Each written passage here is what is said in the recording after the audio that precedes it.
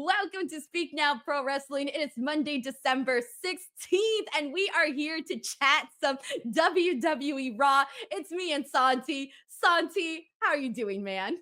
I'm doing great. I'm destroying your video. I'm so sorry.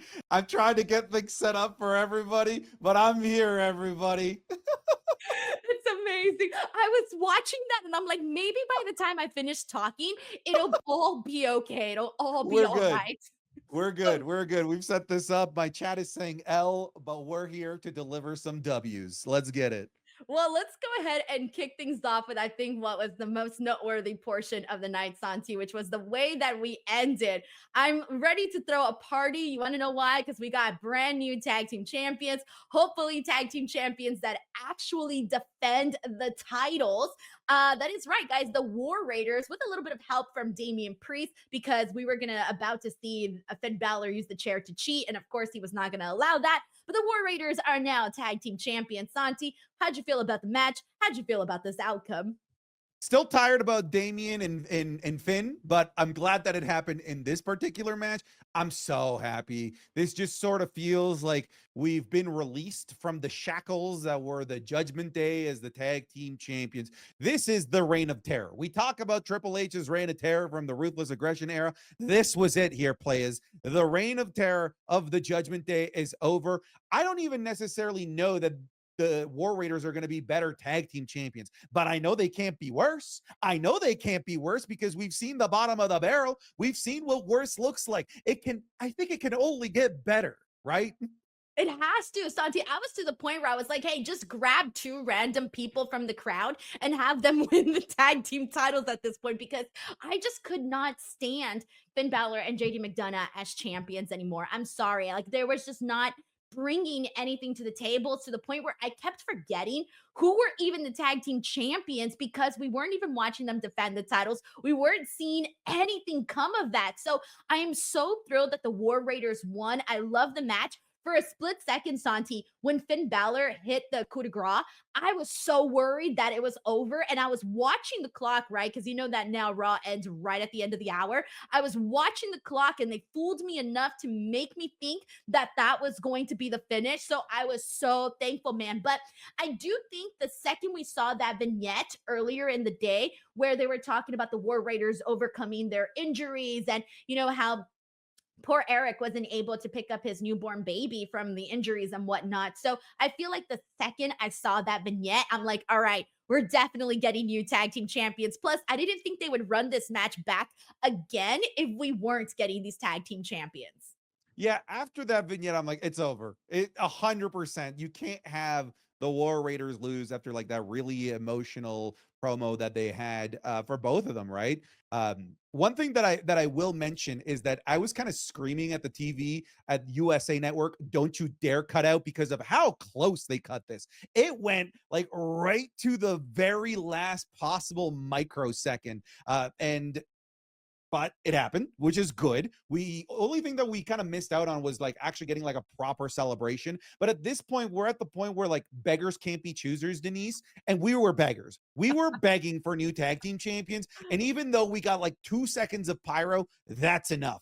I'm curious where this goes because clearly it's not going to be a rematch between War Raiders and Judgment Day. There might be a one-off, but clearly the end goal here is Finn Balor versus Damian Priest. That's the main like plot where they're going to take Finn Balor.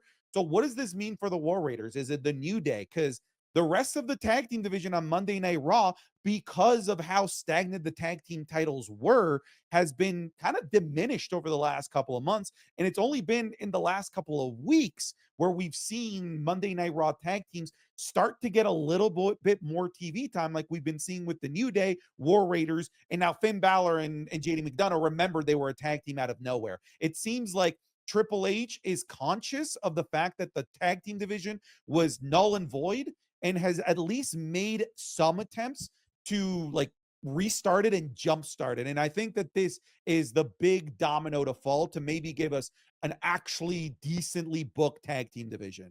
God, I hope so. But I have two thoughts on what I think is going to happen. So, Santi, hear me out. First and foremost, I do think that Finn Balor is about to break away from the Judgment Day, and I really hope so, especially given like how sarcastic Liv and Dominic and Raquel and all of them were sort of talking with That him. was They were like tense. That mocking was him, tense. right? Right. They were mocking him. So that's one thing.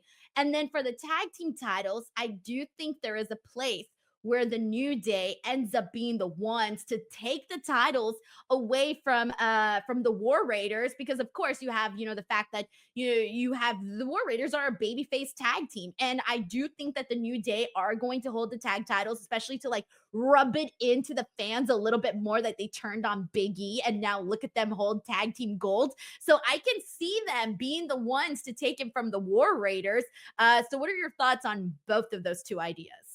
Well, I don't think it can happen because it doesn't seem like the New Day can even change for a match. They've been kicked out of the locker room, which, by the way, I know we're going to talk about the New Day a little bit more later on. Why were they even in need of a locker room when they didn't even have a match? Did we ever ask that? Why do they need to I change guess into their ring attire? I guess they just want some place to put their stuff down and sit there, and, I don't know, because usually when you're not booked, you hang out in Yeah. catering. Exactly. Anyways, I can absolutely see that scenario. I like the idea of maybe the New Day, one of them holding singles gold, specifically Xavier Woods, since this has been one of the things that they've been kind of harping on over the last couple of months as we see the New Day kind of get to a darker and darker side. But at the end of the day, we have the New Day together. And when they're together, they look best when they have tag team gold. And if they really want to accentuate this heel turn, this is the way to do it, because there is nothing more awful than seeing somebody that did something terrible be vindicated and rewarded. And this is what this would be, right? They did the awful thing to Big E so that they could be better off.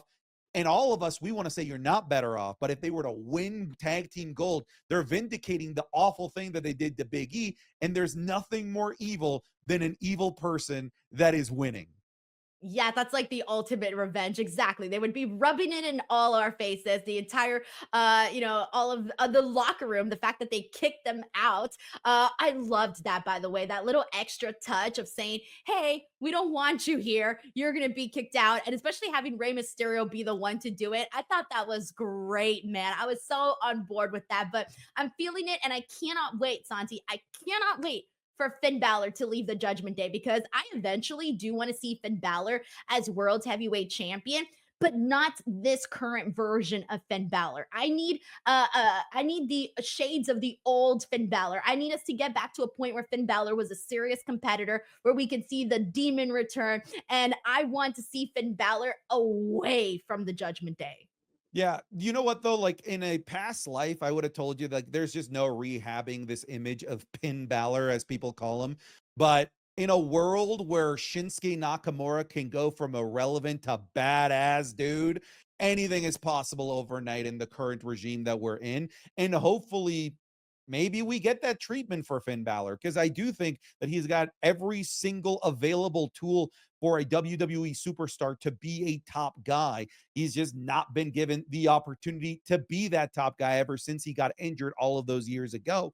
But I have to admit, that as somebody that's been watching Finn Balor go through this journey over the last 7, 8 years, his stock is at his lowest that it's ever been for me. And I'm having a hard time visualizing how we get to the place where you want to see Finn Balor, which is a badass, strong, dominant Finn Balor. I'm just having a tough time visualizing it. But like I said, at the end of the day, we've seen Triple H and WWE put the machine behind whoever it is that they want. And in the snap of a finger, all of a sudden, they become awesome, like we've seen with Shinsuke. So why not for Finn, too? All right, we got a couple of super chats. We got Sheldon Jackson in the building. He says, congrats to the War Raiders. TJD Reign of Terror as tag champs is finally over, and that terror is rarely defending the titles. Yeah, exactly. So hopefully done with seeing all of that, and we can move on and actually get a nice fully developed tag team division. Thank you so much, Sheldon. We got Chris D10. Thank you so much, Chris, for the super chat. Didn't write anything, but still appreciate you sending that in a whole lot. We got Joe Compton here who says, my favorite part of the show was Rhea's comment to Liv. You can keep your chicken tender. Slut, the DWO are definitely a bunch of CTSs. Oh, we will get into that in just a second, man. But I do want to go ahead and dive into, actually, let's get into that right now. Screw it. We need to talk about what went down with Liv Morgan and Rhea Ripley. As always, a whole other confrontation. But this one ends with Rhea Ripley calling Dominic Mysterio a chicken tender slut. She says, I'm going to get my championship back, and all you're going to have is this chicken tender slut. Santi, I died. I know Dominic Mysterio is your guy. He's your boy. And I'm going to be honest when I tell you this. I have never related more to Dominic Mysterio than I did in this moment as a chicken tender lover myself. Oh, so why do you get to be a lover and why do we slut shame Dominic? Why can't he be a chicken tender player? He could be that. He could be a lover. Maybe he has love and adoration and actually appreciates all of these chicken nuggets. Every single night that he spends with them is special. He doesn't have to be a slut about this. I felt like it was overboard. How did they not censor that? USA Network, I have childish ears, all right? Children are watching this show. You censor asshole, but you don't censor slut? That is ridiculous. I want to speak to the manager over there. But that segment, honestly, I thought it was hilarious. Liv Morgan with the megaphone, which was hilariously quieter than the mic she was already using. And then Yeah, they that tried is to true. put the mic on the megaphone to try and make it louder. It's like, this didn't go how you planned. Or This maybe didn't they go didn't even run like a test of it. They probably didn't no. rehearse that like at all. No, they definitely didn't. But as always, the heat for Dominic Mysterio is legendary. One of the things that I want to point out is that we've now had 2 Liv Morgan and Rhea Ripley face-offs that doesn't involve Liv Morgan running away. And I like that because one of the things that I said in my review of Saturday night's main event is that this is the best Liv Morgan has looked. Yes, the match was short, but the match was good. It was tight. It was in my opinion, the best Liv Morgan match that she's had since she won the women's world title. In fact, it was so good that it was actually such a shame to have Rhea Ripley come back as early as she had, because I would have loved to see Liv against other people not named Rhea Ripley, kind of increasing the prestige of her championship reign with more matches like she had with Io Sky in the women's division. So I wish we had more of that. But this does seem like we've kind of turned a corner with Liv Morgan as somebody that's not running away, willing to stand tall to Rhea Ripley, and I'm here for it. Dude, that's literally how I felt when I was watching this. I had thought the exact same thing. I'm like, this is Liv's literally best match that does not include Rhea Ripley. And like you, I kind of had that feeling of, damn, I kind of want to see Liv Morgan, wrestle more people on the show. It's just kind of a bummer. Like, why didn't we do that before? Like, why were we just getting a bunch of talking segments? Like, we could have done both things. We could have gone and Liv wrestle EO and who knows who else, like all these other girls that you see on the roster. I feel like they could have done that a little bit more because it was a good match. And I truly think with a couple more minutes, it could have been like the best women's match for WWE this year. And it was sort of, I also think, a little underrated. I put out a poll on my YouTube community section and I asked people like, hey, like, which one was the best match?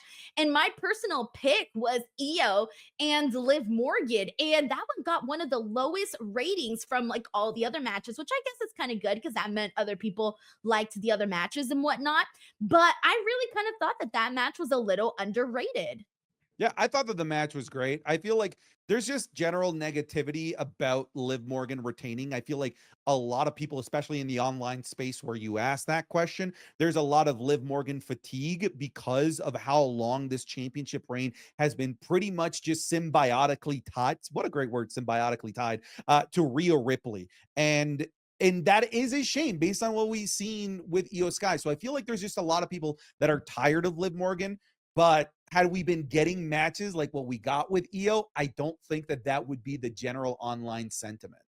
Oh, 100%. No, people would be like, let's keep the belt on her because obviously there's nothing that we love more than a fighting champion. Now, it's looking, they haven't said yet, but I keep feeling like this match is going to be made for Netflix Raw premiere, right? Like that's what it They feels like. that's what I would assume, but I also feel like they would have told us if that was the case. If maybe they were just trying to give more room for Punk and the Rollins announcement to breathe and not kind of like steal the limelight away from that announcement and have that announcement kind of be like the biggest takeaway from this episode of Monday Night Raw.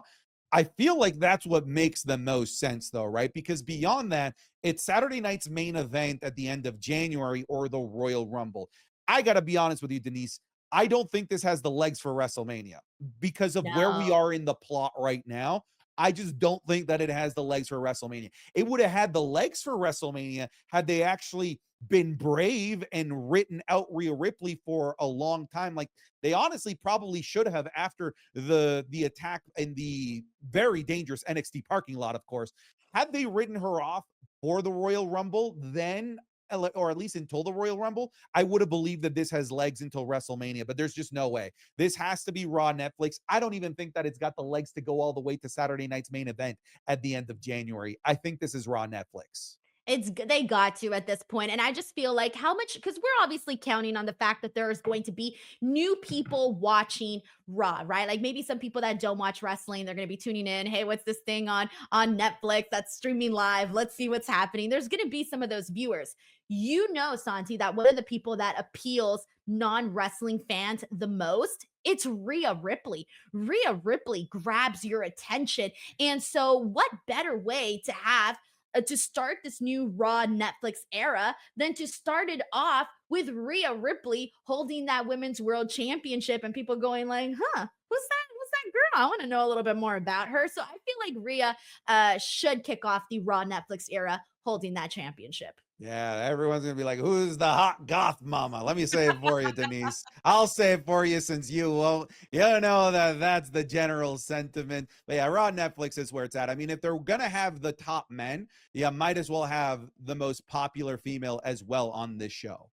Well, so far we got two matches announced. Of course, we got Roman Reigns and Solo Sikoa, and then today they officially made CM Punk and Seth Rollins official. So let's get into what went down with this because this was personally, I think, a far better execution of CM Punk and Seth than what we got last time with that match. That brawl that unfortunately CM Punk didn't even hit Seth Rollins, and it was kind of embarrassing for us CM Punk fans. Had to look the other way, but we ended up getting this back and forth between CM Punk and Seth. And Seth ends up coming out from the crowd and he's calling CM Punk an asshole. And of course, just a lot of the same things that we have kind of heard already, really nothing too new. But the best part of this was that once Seth Rollins basically pointed and laughed in his face that he has had far more WrestleMania main events than CM Punk, that's when shit went down. And suddenly they started to fight within the crowd, then into the ring, then outside the ring. And then when you thought it was all over, even though they had like all of these people out there trying to keep them apart, they then fought on the actual outside, like where the crowd was at even more so. Like literally, Santi, everybody here that was in the crowd got their money's worth today because I feel like the whole floor section, the whole upper little the 100 sections, all those people got a really good view of CM Punk and Seth Rollins. But this was very fun. How did you feel that they executed the promos to the actual fight and then eventually making the announcement that, hey, this match is going to continue to happen? It's going to happen at Netflix premiere. Yeah, I thought that the brawl was fantastic, and I thought that the segment got significantly better by the time that Seth Rollins actually got out there. I thought that for a while it was a little bit awkward of CM Punk like waiting for the music to hit, but then not hitting. So then CM Punk's like, okay, let me banter a little bit more until I can trigger the music to hit, which by the way never hit. But once they were both out there, right? I felt like this is what was missing last week, where it was asymmetrical, where Punk did this backstage interview and Seth Rollins cut a promo in the ring, like, and not having them together in the ring kind of made it so that the magic wasn't there. Having them in the same arena, looking at each other, talking directly to each other, and leading to the brawl, this is what I need more of. Not the asymmetrical promo cutting between the two. They need to be in each other's faces because this is what the fans want to see. It's very interesting, Denise. I don't know if you've noticed, Seth Rollins was out there in his old school Messiah jacket, which was one of the last times that we saw Seth Rollins as a heel, because I do foresee somewhere down the line that that's where things are going to go. Because I've said this to my community, CM Punk could end world hunger and then start it again. And then people would still cheer for him. People would still chant CM Punk. There is no getting rid of CM Punk chants across any arena whatsoever. At some point or another, they're going to have to pick who's going to be the bad guy in this. Punk talked about how he's the bad guy. I like the angle that he took. I'm the bad guy because I was a bad teacher, because I didn't teach Seth Rollins the way to be a properly like good professional wrestler. So let me give you a lesson now. I like that stuff from CM Punk. The I'm the grizzled angry vet that's going to teach this dumb little idiot that's angry that I didn't pay attention to him when I left. That's the Punk stuff that I've been enjoying. The brawl was great, and the back and forth between the two, we need more of that as we lead towards Raw on Netflix. I think so too. And I feel like the crowd told us that Seth Rollins was going to be the heel last week when we talked about Seth Rollins sort of having egg on his face when he was saying all of these things about CM Punk and the crowd was still chanting CM Punk. I feel like that moment told us that Seth Rollins was going to be the heel. We did have a backstage confrontation, by the way, with him and Drew McIntyre. And we've had two instances now where Seth Rollins has been compared to Drew McIntyre. We had it last week when Sami Zayn did it. We had it this week when CM Punk did it. And then they had the backstage interaction. And it was so funny because I thought to myself, look, it's Seth Rollins looking in the mirror with Drew McIntyre there. And even though they're not, being besties right now, they're not getting along. Seth Rollins is still sort of refusing. He's refusing to even be remotely associated or be compared to Drew McIntyre. But there's a part of me, Santi, that kind of wants to see Seth Rollins and Drew McIntyre on the same side of the coin. Oh yeah, you want to see the evil superpowers get together. You want to see the Dark Avengers, and maybe even we add Kevin Owens to this at some point. The Shield of Hatred, let's call them that. Yeah, I thought that it was a really smart idea to have this juxtaposition between Seth Rollins and Drew McIntyre, especially Drew McIntyre kind of throwing it back in Seth Rollins' face. Remember when you told me to stop obsessing over the bloodline and stop obsessing over Roman Reigns? Look at you now. Look, he basically hit him with that treatment, told him, like, look, like you're basically doing the same thing. It's not as easy as it looks to remove yourself from the hatred when you feel justified. We also had that segment where I wasn't sure. Did it look like Drew McIntyre was running towards Seth Rollins to attack him?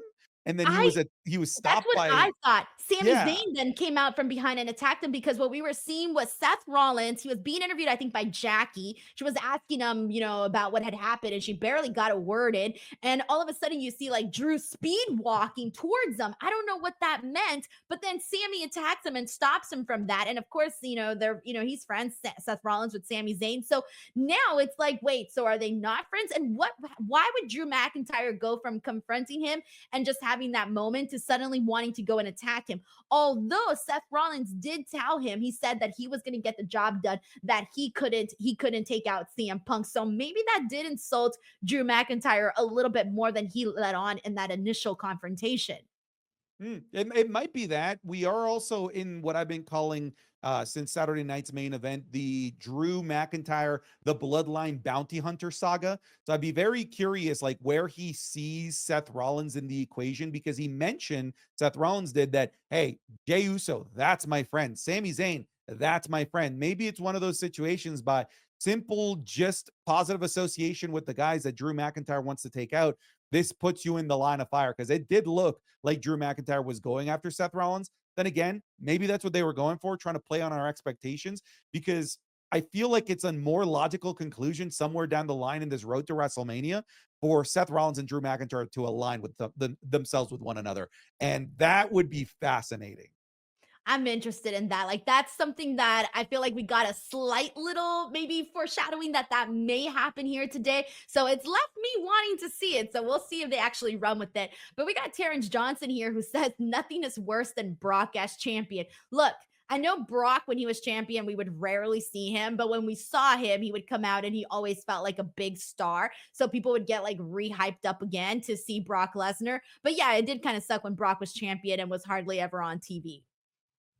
Thank you, Terrence, for the super chat. All right. So let's go ahead and keep it going. I want to go ahead and get into the Intercontinental Championship match. Bron Breakker defeating Ludwig Kaiser. This one was interesting, Santi, because for the most part, we have seen Bron Breakker. Anytime he's in a match, he is always on fire, right? He's always, running the ropes at a freakish speed. He's doing his Frankensteiners. He's doing all of these things, right? He's usually got a good grasp of his opponents.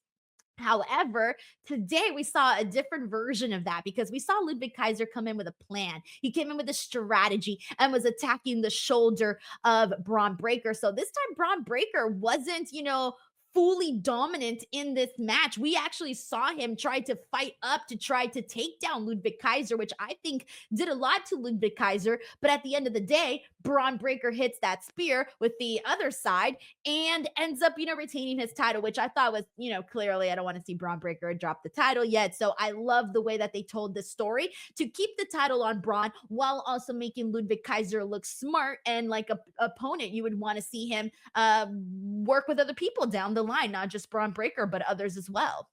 Yeah, this was a really unique showing for both of these guys. It showed a different side of Bron Breakker that we're not used to, while also it's serving like a bit of a coming out party for Ludwig Kaiser as well. Not that I think that Ludwig Kaiser needed to show us that he's good. I think we've seen that. I feel like if anything, this just showed us that he can be a heel that can be more than just a guy that sells really well and can have good wrestling matches. This was a guy that now didn't just bring a wrestling match to the ring. He brought, maybe for the first time, like ring psychology as a heel, working that shoulder and giving himself an advantage in a situation where he knew he was clearly at a disadvantage. So that kind of plays up to what you're saying, Ludwig Kaiser playing that smart heel, which I think is great. And hopefully this is more that we get from Ludwig Kaiser down the line, because this served for me as a nice little taste test. I want more Ludwig Kaiser. I don't know what that looks like. I do eventually want to see him as an Intercontinental Champion. It's just not the right time. It might be the right time if it weren't Bron Breakker's time, because I do not want to see Bron Breakker lose. But this really did serve to me to tell me that Ludwig Kaiser has got it. He can be more than just a henchman for Gunther. He can be a top heel in this company. It's like we've gotten Ludwig Kaiser in a bunch of samples and we've liked it. We're just haven't committed yet, because that's the thing. Like, you like him, but it's not going to be more so than Bron Breakker at the moment. And you still want to see Bron Breakker, really go through with all of this stuff. I feel like the thing that's finally going to get Ludwig Kaiser to break out as a bigger star, because so far we like him, right? We know we like him. We know we're curious about him, but we haven't necessarily become fully big time of fledged fans of Ludwig Kaiser. I think the moment's going to happen once he actually feuds with Gunther, because that one's going to hit hard considering how loyal he has been to Gunther. So when he finally turns, like any turn, people are going to be like, oh shit, he finally did it. And I feel like that is going to be the feud that eventually gets Ludwig Kaiser on the map. But in the meantime, I feel like what they're doing right now, showing him be cocky, showing him be arrogant, and going out there and looking the way that he does, and then also wrestling the way he does and being smart about it. Yeah, that's going to be very intriguing. So I like what they're doing so far with Ludwig Kaiser. Are you somebody that Costco samples work on them?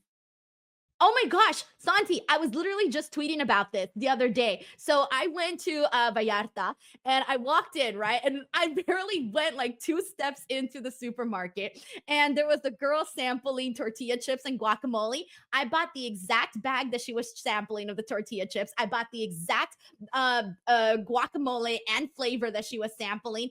Oh, are you kidding me? It works on me. If it's good, I will buy it. That's awesome. I was just looking for a yes or no, but I didn't know there Oh, was a proper example, no, a literally like full-fledged 2 days example of it ago. working on you. Auntie, I'm the person that if I'm shopping and I see, how there's mannequins everywhere for the Yeah. clothes, you know how they put together like little outfits? If I go and I go, ooh, I like that outfit, I will go and pick out the exact items that I saw the mannequin wearing.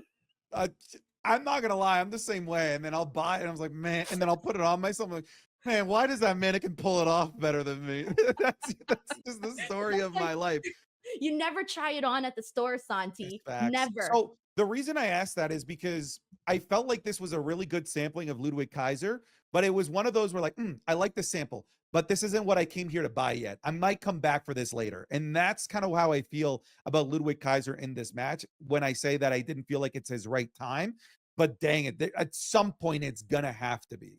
Oh, for sure. It'll happen pretty soon for him. Maybe like in a bit. I think by the tail end of 2025 is probably when we're going to be having a heavier discussion regarding Ludwig Kaiser. We got Sleaze Boy here who says if a wrestler is a champion and gets injured, the promotion should have them defend their title in a lockbox challenge as seen in TNA.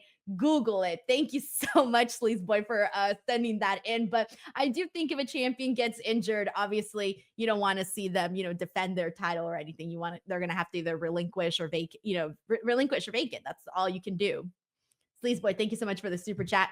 All right, let's keep it going. We got the Women's Intercontinental Championship Tournament. We got a triple threat between Kayden Carter, Raquel Rodriguez, and Zoey Stark. Santi, were you as surprised with the What the outcome of hell? this match? Right. Oh, hang on. Before the outcome, my what the hell was at how good Kayden Carter was. What Yes, the hell? she I came out of nowhere. know. So one of the cool things about this tournament is that we've seen, as the young kids say these days, we've got to see some people ball out that we don't typically get to see them ball out. We saw Kayden Carter with a phenomenal showcase there. We saw the same thing with Katana Chance a couple weeks ago. We even saw it with Elektra Lopez. This is kind of like why I like these tournaments. It's getting to showcase people that don't get to be showcased.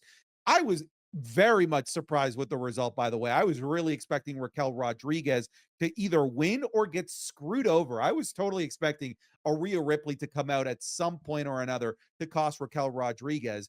Zoey Stark out of nowhere winning what I thought was a really excellent match, by the way. The three had really good chemistry with one another, but my big takeaway from this is we need to let Kayden Carter cook. She was fantastic.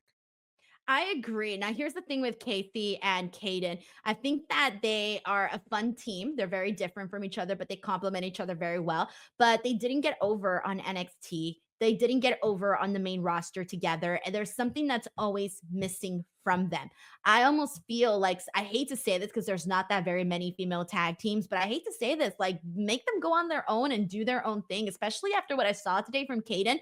I don't remember the last time we saw her wrestle a singles match. So for me, she almost felt brand new because usually her matches with Casey, they're all kind of the same. They go out there, they have some fun action, don't get me wrong, but the big moment is with Casey does her big spot at the end, her 450 or her 630, whatever the hell she does. She adds flips every time.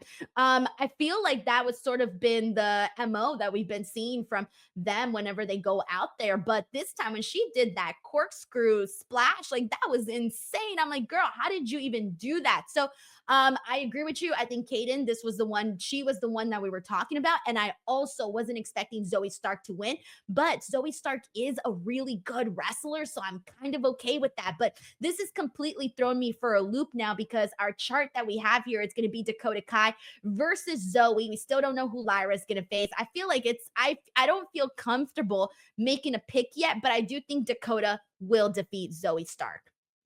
I would assume so. And now seeing what happened backstage with the attack of Kairi Sane, it makes a bit more sense and adds a bit more emotional stakes to the match between Dakota Kai and Zoey Stark. Now it's not just a match for the Intercontinental Championship and who moves on. Now it's a match that actually has a feud to it, which is actually kind of nice. We actually didn't really get that at all on the SmackDown side of thing. There wasn't a match there that was kind of a continuation or furthering of individual feuds, right? It was just this woman versus this woman. So this adds an interesting wrinkle to this tournament because it's an actual feud that's being furthered along and continued alongside the furthering of this tournament. From an in-ring perspective, I'm psyched to see Dakota Kai versus Zoey Stark. It's just that WWE hasn't done a great job of showcasing Zoey Stark. But if you remember, Zoey Stark is really good. She's really, really good. When actually given the opportunity to be a proper singles star, she can absolutely burn the house down. Just go back to the matches she was having with like Becky Lynch in their feud with Trish Stratus at the kind of like mid 2023. She can go. She just hasn't been given the opportunity to go. So I'm excited to see where this goes because it caught me out of left field. I was not expecting Zoey Stark to be the one to move on. I'm also kind of glad that they didn't forget about her, right? Because when she came in and she was paired up with Trish Stratus and all of the stuff that she was there, she was killing it. I think the only reason she hasn't gotten over yet with the crowd is just that the promos, like when she was feuding with Rhea, that was like the one thing people would sort of give her shit about, right? Like her promos not being perfect, but her matches were perfectly great. Like they were pretty exciting. Like when she got called up, I was not surprised to see her get called up whatsoever. So now this is one where I'm thinking, all right, we're gonna see. I'm just gonna step back and see what happens. This one doesn't feel as obvious as the United States Championship one did, at least because that one, like everybody was going for Chelsea and rooting for Chelsea, so you knew you wanted Chelsea to win. Whereas this one, I feel like depending on who you ask, everybody's sort of gonna have a different answer as to who they want to see win the Intercontinental Championship. But Santi, I believe I went through everything already. I hope I didn't forget anything that we didn't touch on. Was there anything else that you wanted to add in regards to Kofi and Xavier? Because it was pretty much just like the behind the scenes stuff that we kind of really saw with them, like their back stuff. Yeah, There the was one Miz. more thing. Sorry, no, not the Miz, the teaser. That's right, the teaser that we Well, we got got to talk before. about that. Yeah, Yeah, I we almost got to talk forgot to about that. mention that. So we got like right before we came back from a commercial break. We were going into like a Netflix promo. We got a very, very small teaser. And from the looks of it, guys, it looks to be, a mystery wrestler. And so far, I think everybody is, putting two and two together what they saw with the little zero. I think a lot of people are thinking, like, hey, is this Penta? Oh, Is come it? on. It's Come on. gotta It be, right? it absolutely has to be. The zero with the X, like the dash through it, that's Zero Miedo, baby. For those that don't know, Zero, zero. There's your Spanish lesson for the day, folks, from Santiago. It has to be Penta. I don't know, and I doubt that he's going to be coming alongside Ray Phoenix. We know that whole saga that's going on. But if Penta's ready to go, I don't need to wait for Ray Phoenix to join him alongside this journey into the WWE. I can wait for that whenever we can get to that point. Penta is unbelievably good.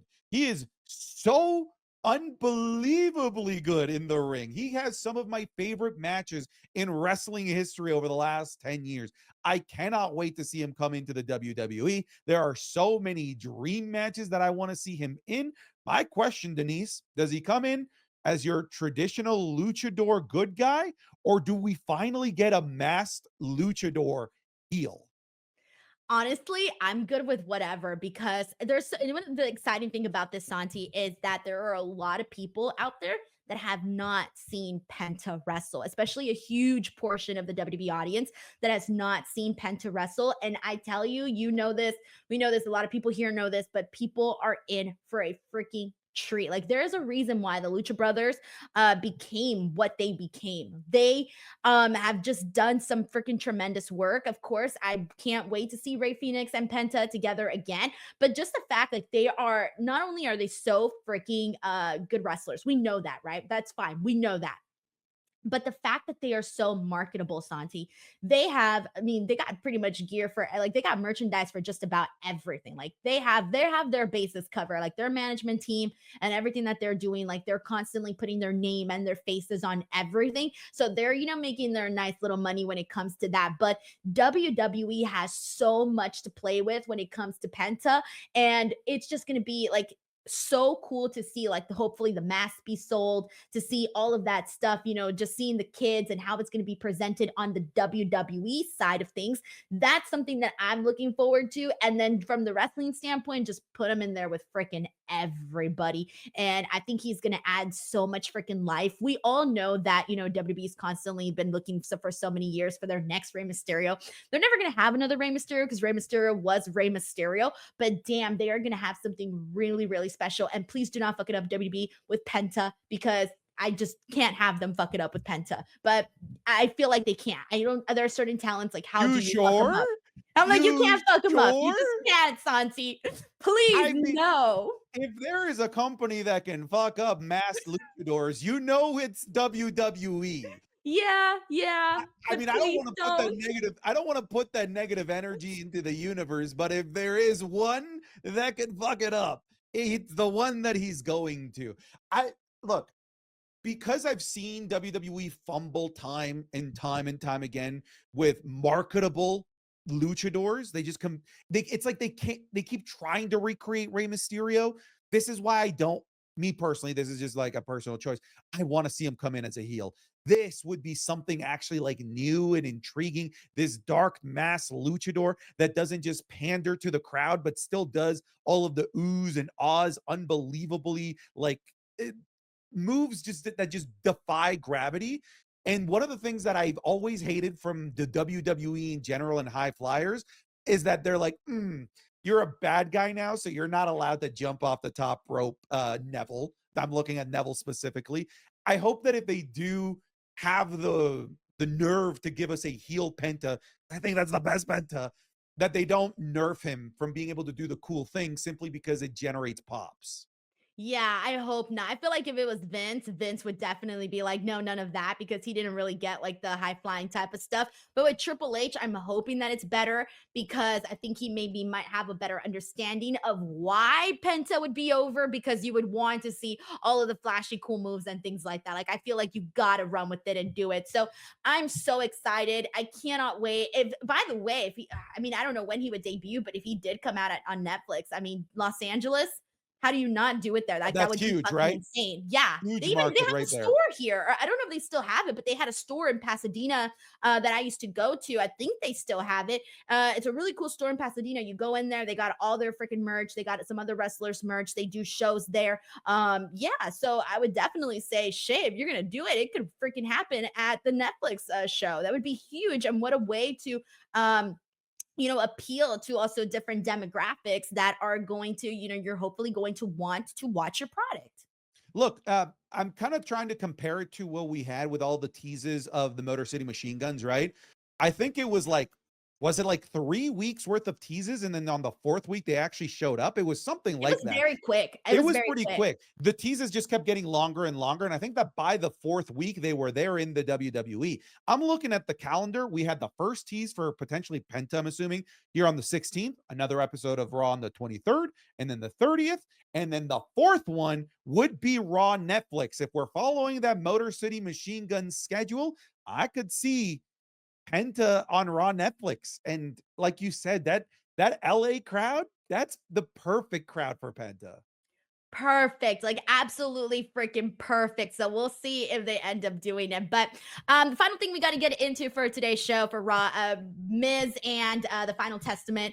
Damn, I'm gonna be honest with you, Santi. I was watching, but I wasn't even caring about what was being said and what was being registered. I was just watching because someone on my live chat, like they had said, like, oh yeah, Paul Ellering looks more like a War Raider than anybody else because of the beard. And so all I was doing was looking at people's facial hairs and beards. And then I saw that Karrion Kross had his hair crimped as well. I'm like, oh, that's different. I haven't seen Karrion Kross with crimped hair. At least I think it was kind of crimped, or maybe he just had a bad There hair was day. I more don't know. hair in this segment. There was more than just Right? you. All Denise has noticed in this segment is Carrion's hair and Paul Ellering's beard. Is there anything else that you noticed that isn't facial hair or head hair? Nothing, nothing. I get so bored of the Final Testament that I'd be distracting myself with some of the dumbest things. And facial hair and hair today was the thing I was distracting myself with.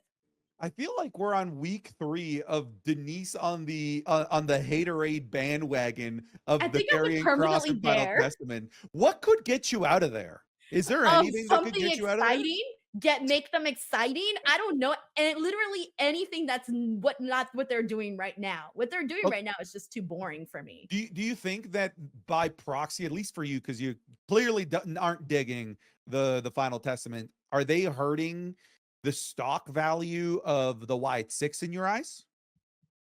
Yes, to a certain extent, only because the Wyatt Six came in so hot and people were so excited about them. Like, remember that Raw where they did that whole beatdown of everybody and we saw all these wrestlers that were practically dead? We went from that to where we're at now. Santi, that's kind of a downfall. That's the top of the Yeah, roller coaster to the end of the ride. I still call that the coolest debut that I've ever seen. By the way, I It's still think it's very cool. Yeah. the coolest debut that I've ever seen. But you're right, it is a significant step down. But I felt like the Wyatt Six was in that course before they even got to Karrion Kross. Just because they Thoughts? weren't really like appearing on the show, huh? They The missed. same vignettes over and over, or like the How do promos. they know? Although Yeah, there were how do some good ones though. Yeah, but how do they not feature them in October? The spooky month. Like the month where like it actually like they should have had the Wyatt Six. Dude, they had a Halloween Havoc show.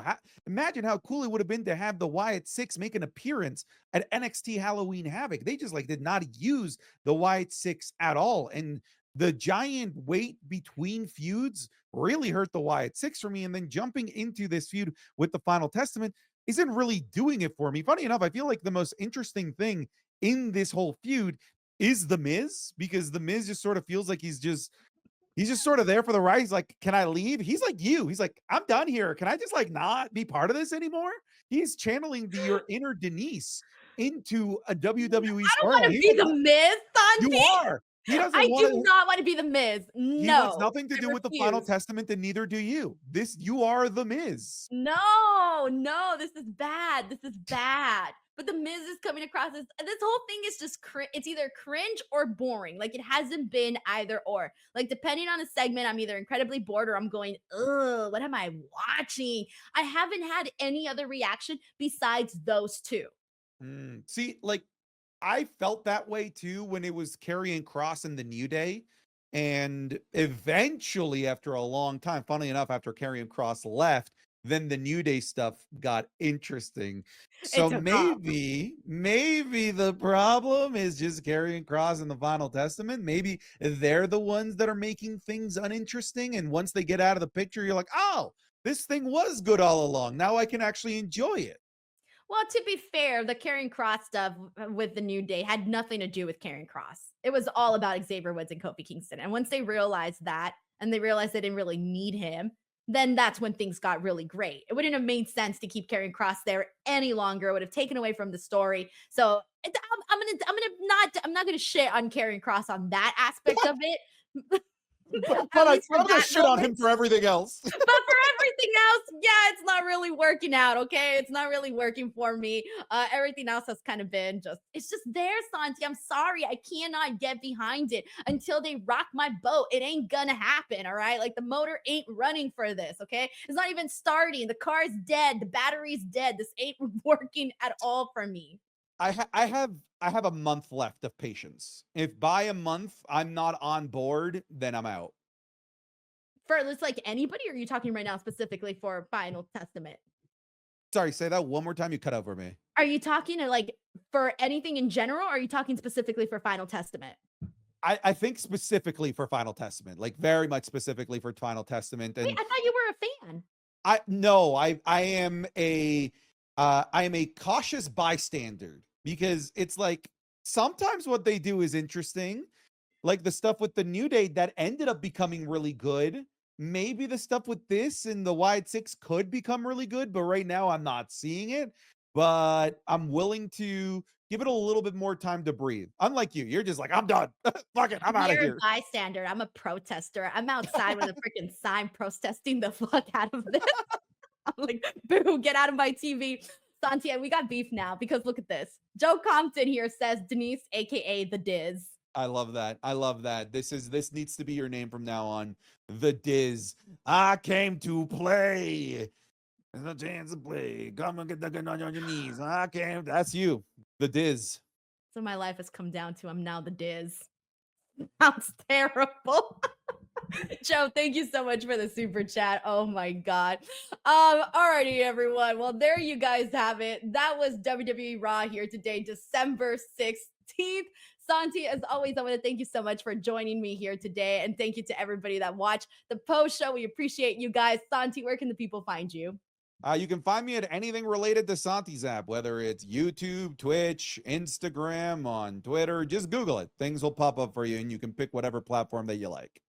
Perfect. Alrighty, everyone. As for me, go to youtube.com/Denise Salcedo @ Denise Salcedo across all social media. And do not forget to check us back here once again next week for another WWE Raw post show. Bye, everyone.